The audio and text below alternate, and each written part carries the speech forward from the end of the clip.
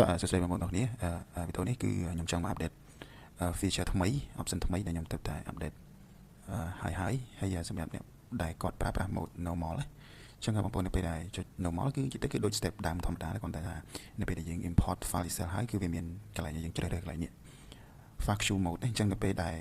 បងប្អូនចុច tick នៅកន្លែងហ្នឹងគឺបងប្អូនអាចដាក់ delay បានមានន័យថាចន្លោះពី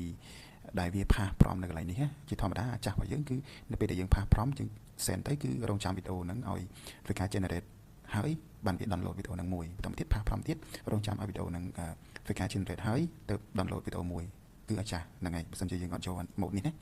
តែបើយើង tick យក mode ហ្នឹងគឺមានន័យថាគឺក្នុងរយៈពេល15 second ហ្នឹងគឺវាបោះប្រមទៅរហូត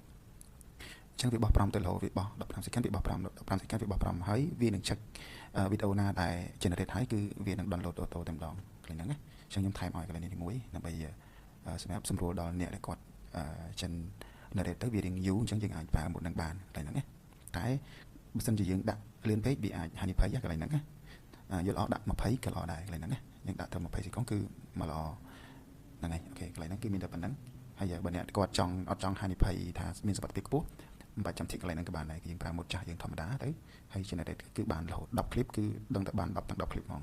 ហើយសម្រាប់ clip វីដេអូណាដែលមានបញ្ហាទាក់ទងនឹង prompt error ហ្នឹងគឺខ្ញុំបាន check ខ្ញុំបានចាប់ដែរអញ្ចឹងឧទាហរណ៍ថា prompt ខ្លះវា error ឧទាហរណ៍ថា prompt ទី1យើង send ទៅគឺវាធ្វើការ generate ហើយប៉ុន្តែដល់ពេល prompt ទី2ដល់ពេលយើងដាក់ទៅគឺមានបញ្ហា error អញ្ចឹងកន្លែងហ្នឹងគឺវានឹងចាប់បោះ prompt ទៅម្ដងទៀតនៅពេលដែល error គឺវាបោះទៅម្ដងទៀតបើបោះទៅម្ដងទៀតវា error ទៀតគឺវាបោះទៅម្ដងទៀតអញ្ចឹងនៅក្នុងហ្នឹងគឺវាចាប់2ដងទេខ្ញុំដាក់2ដងទេហើយនៅពេលដែលវា error 2ដងហើយគឺវាលែងទៅមុខអីអាហ្នឹងគឺវា stop auto តែម្ដងហ្នឹងណាអញ្ចឹងអាហ្នឹងមានតែប៉ុណ្ណឹង